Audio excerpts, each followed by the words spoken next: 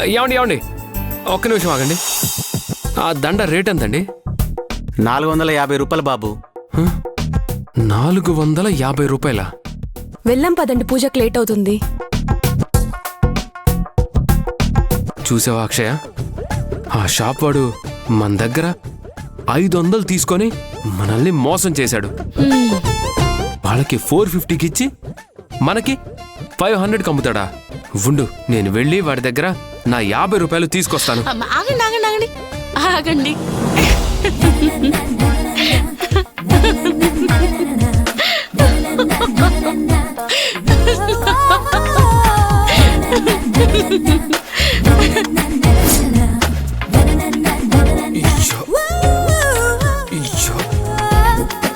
అరే 50 rupees చేయిపోయి 500 rupees చేశాను. నా డబ్బు ఎక్స్ట్రా 450 తనకి సెండ్ అయింది.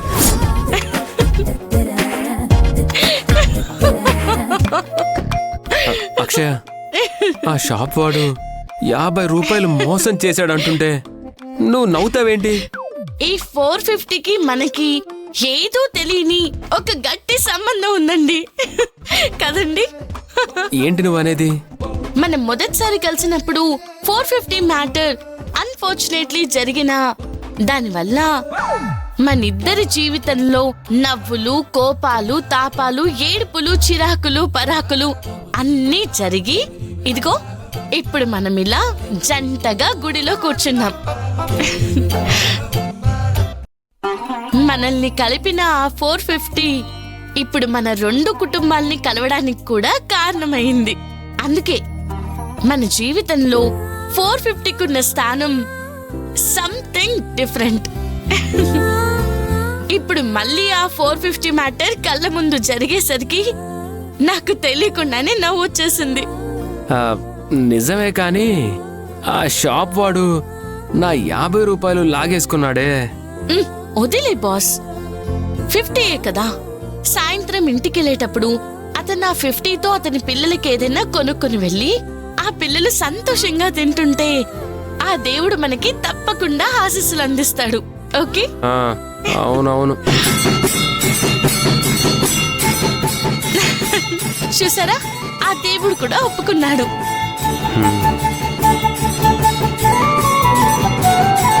రే, దేవుడికి అలంకరణ పూర్తయిందిరా, వెళ్దాం. అమ్మా అక్షయ, అలంకరణ పూర్తయిందా? వచ్చేస్తున్నాం మేము కూడా.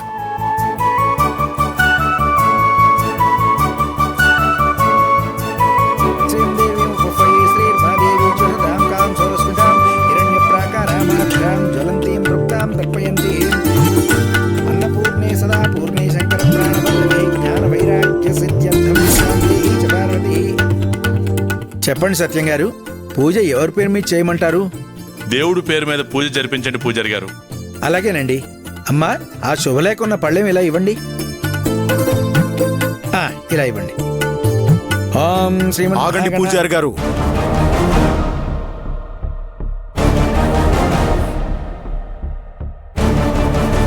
రండి రండి మోహన్ రామ్ గారు.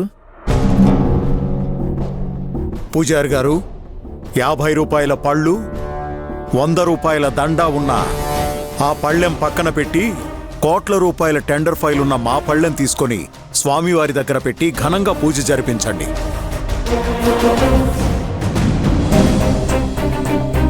అయ్యా, అది ముందు. ఒక నిమిషం.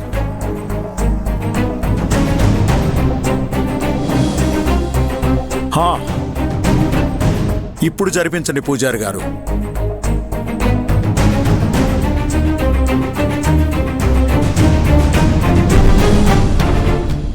ఇందాక ఏదో అది ఇది అని అన్నారు, ఇప్పుడు పూజ జరిపిస్తారా? చెప్పండి. ఇక చెప్పడానికి ఏముంది?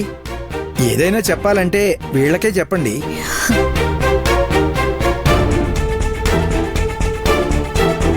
పూజారి గారు, వాళ్ళెవరూ తీసుకోరు గాని దాన్ని అవతల పారేసి మన పళ్ళెం తీసుకొని వెళ్ళి పూజ జరిపించండి.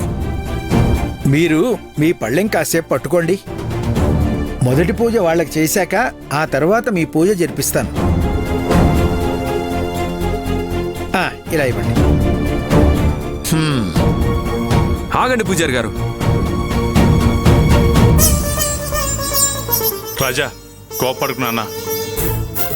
గుళ్ళో ఎలాంటి గొడవ వద్దు. మీరుండండి నాన్న. పూజారి గారు, చేతిలోకి తీసుకున్న పళ్ళెం వెనక్కి ఇచ్చేసి మా తర్వాత వచ్చిన వాళ్ళకి పూజ జరిపించడంలో ఏంటి అర్థం?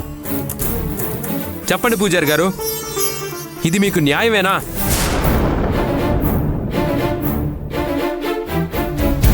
పూజారి గారు, ఎప్పుడొచ్చామన్నది ముఖ్యం కాదు. అందరికంటే ముందు పూజ జరిపించుకునే అర్హత ఇక్కడ ఎవరికుందనేదే ముఖ్యం.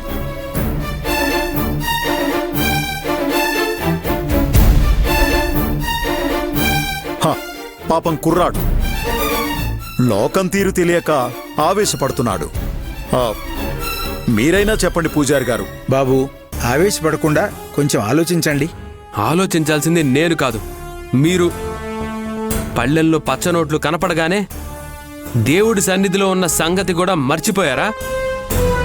కూల్ బ్రదర్, నీకు దమ్ముంటే మా నాన్న కంటే ఎక్కువ పచ్చనోట్లు పళ్ళెంలో పెట్టి మొదటి పూజ జరిపించుకో.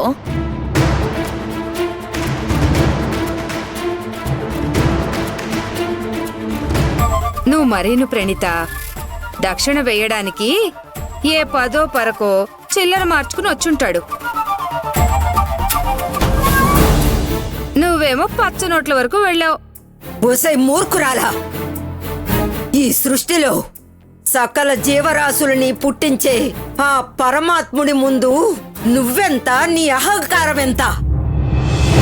ఎప్పటికైనా ఆ అహంకారాన్ని తగ్గించుకుని నీ కళ్ళు తెరిచి బంధాలకి విలువిచ్చి గౌరవించడం నేర్చుకో. కనీసం మనిషిగా అయినా గుర్తింపబడతావు. ఆపవమ్మా నీ పురాణం. ఆ దేవుడు సకల జీవరాశుల్ని పుట్టించినా మనిషిని మాత్రమే తోలుబొమ్మలా ఆడించే డబ్బుని కూడా సృష్టించాడు. ఇక్కడ డబ్బున్నోడిదే భోగం, అధికారం ఉన్నోడిదే రాజ్యం.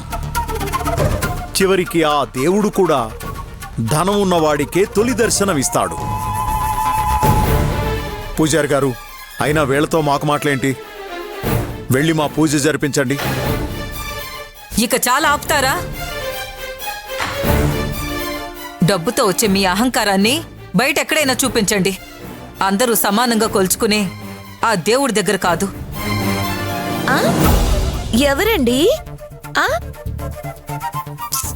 ఆ గొంతు ఎక్కడో విన్నట్టుంది.